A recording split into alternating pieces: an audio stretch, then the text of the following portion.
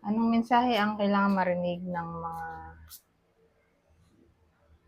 Virgo mula October 6 to 12, 2024? Pwedeng nangyayari na to o mangyayari pa lang. Kung hindi man para sa inyo itong magiging reading, di baka para sa someone na malapit sa inyo o sa someone na kakilala nyo mismo.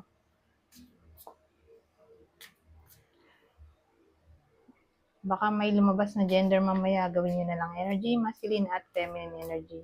Pwede rin naman na wag nyo nang pansinin yung gender.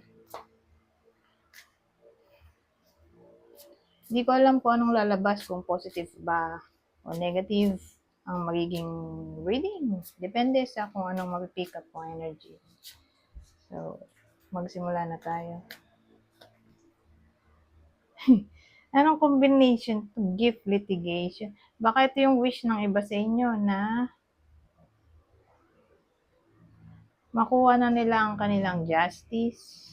So, case-to-case basis. Wala akong maisip eh. Na combination, gift litigation. So, yun. Parang makuha na yung justice. Wish, siguro. Yun na yung gift na gusto ng iba sa inyo. Na maisagawa na yung hearing o litigation o pag pwede rin namang tungkol to sa pag-file ng case o siguro tungkol sa verdict. Humanig sa inyo yung verdict. Pwede rin. So, mahirap siyang combination kaya maghanap na tayo ng iba pang pwedeng makita dito sa deck na to. May iba pang information, discovery. Enemy ito. Madaling intindihin. Diba? Kaysa kanina, ang hirap eh. So, may madi-discover daw yung iba sa inyo at ito ay may kinalaman sa enemy. So, probably hindi pa alam ng iba sa inyo to na may hidden enemy pala sila. So, sa week na to, magiging na sila ng clarity kung sino ba yung fake at yung real friend nila. Okay? Watch out sa possibility nga ng enemy.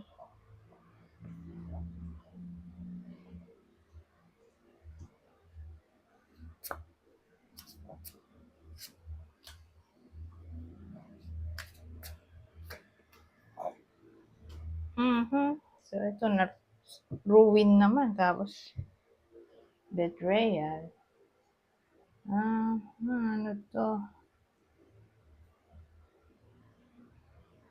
Parang, dalawa yung naisip ko. Una, parang masisira ang pundasyon ng something due to betrayal. So, pwedeng friendship, relationship, connection. So, okay, masisira yon due to betrayal. Yung pangalawa, sabihin natin nangyayari na itong mga sinabi ko. So, yung root cause, mawawala na yon.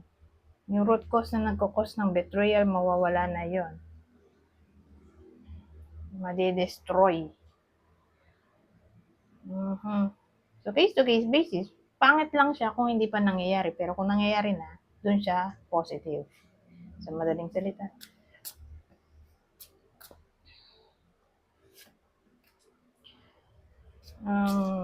Virgo tayo. Lumabas ng Taurus. Ay. So, mag-ingat yung iba sa inyo. Baka mawalan ng gamit. Mawalan ng pera. O may mawala sa kanila. At ang pwedeng sisihin ay Taurus. Mag-ingat sa Taurus. Kasi pag sinabi mong theft, di ba magnanakaw? So, isama na rin natin dyan yung nakawan ng jowa, kaloka.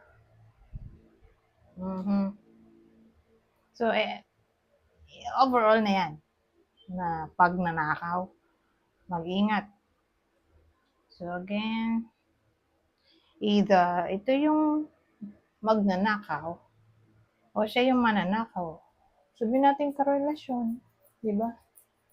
Halimbawa, ang karelasyon ng Virgo ay Taurus. Mag-ingat sa possible cheating, baka manakaw yung jowa na Taurus. O baka naman yung third party, siya yung Taurus. So again, case to case basis. Kunin nyo lang yung info na sa tingin nyo ay fit sa inyo.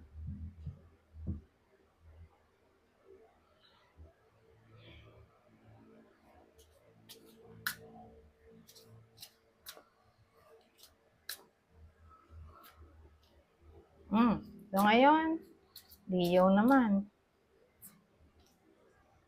Intelligence, ano yun?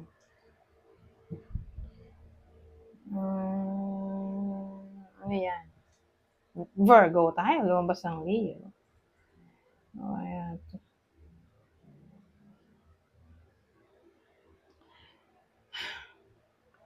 So, may someone siguro sa iba sa inyo na may anak sila o someone na malapit sa buhay nila na Leo. Tapos yung Leo na to mag-gain ng intelligence. Kasi lang naman kayo, Leo nakalagay. So, someone na malapit sa inyo, Leo, whether anak nyo to o kakilala nyo.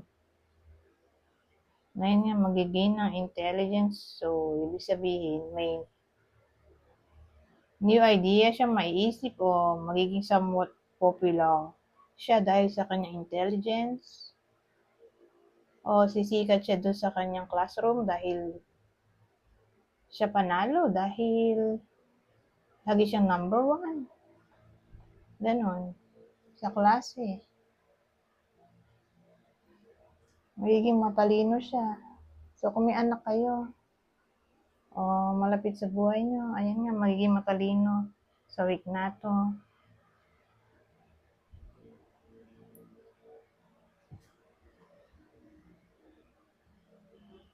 Pero pwede rin naman tong energy ng Leo. So, ano kasi yan eh. Ano ba yung Leo? May kinalaman siya sa self. Diba? Na parang i-express ng iba sa inyo yung inyong creativity, imagination, talent. Yung galing nyo in general. Parang i-show off. Show off ba yung tamang term? Pakita nyo. Huwag kayo mahiya. Magpakatotoo kayo. Ganyan. Ang dating, be proud sa intelligence na meron kayo. O galing. Di ba? Talent. Yung sa tingin nyo, magaling kayo. Di, walang masama kung ipapakita nga sa iba. Baka may matuwa o may matulungan yung iba sa inyo sa kung anong meron kayo.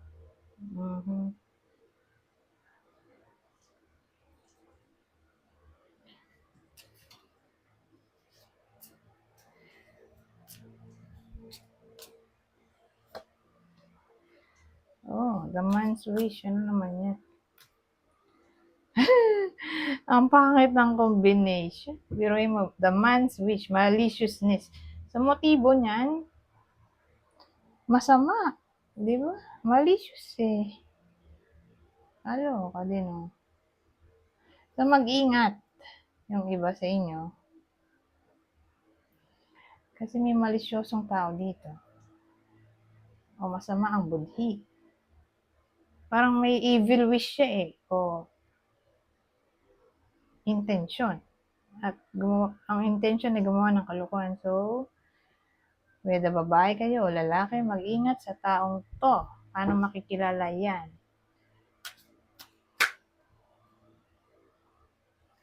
Leo. Leo ang pwedeng zodiac sign o Taurus. So, huwag kayo masyado magtitiwala sa Leo o Taurus. Lalo na kung lalaki kayo.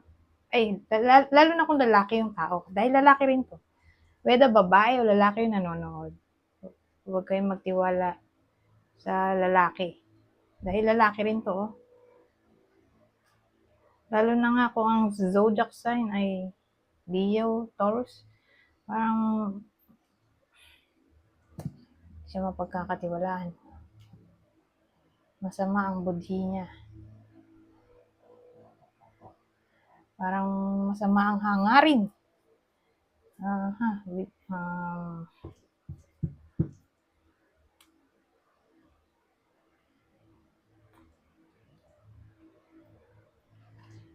So, magbase tayo dito.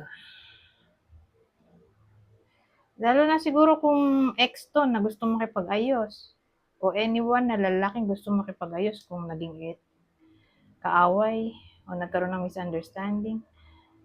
So, whether ex o someone na nagkaroon ng misunderstanding na gusto makipag-ayos. Parang may hidden agenda siya. O gusto revenge siguro. So, ibang detalye, siguro businessman,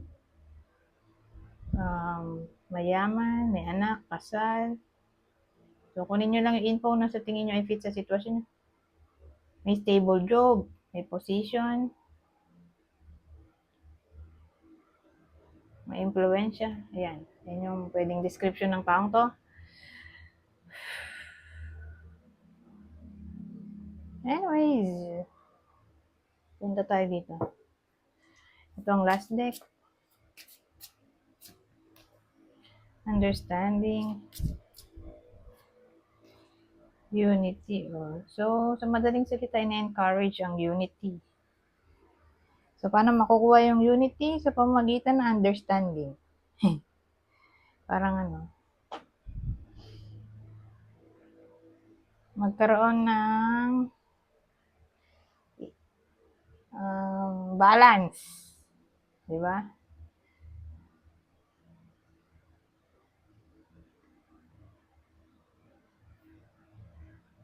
Ayun. So, sa pamamagitan ng balance, doon makukuha tong understanding at unity. O magkaroon ng fairness in a way na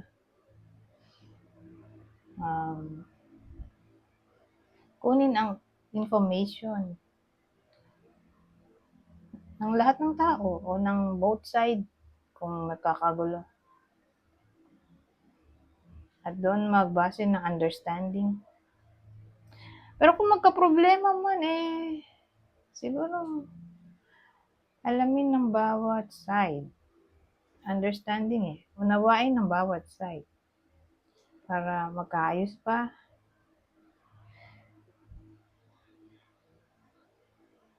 At mabuo itong unity. So, sa madaling salita, sabihin natin relasyon, hindi ina-advise na relasyon o friendship, hindi ina-advise na putulin ang connection. Sa ngayon, dahil ito nga yung advice sa week na to, understanding unity. Pagtiisan pa siguro. Anyways, hanggang dito na lang. Goodbye for now.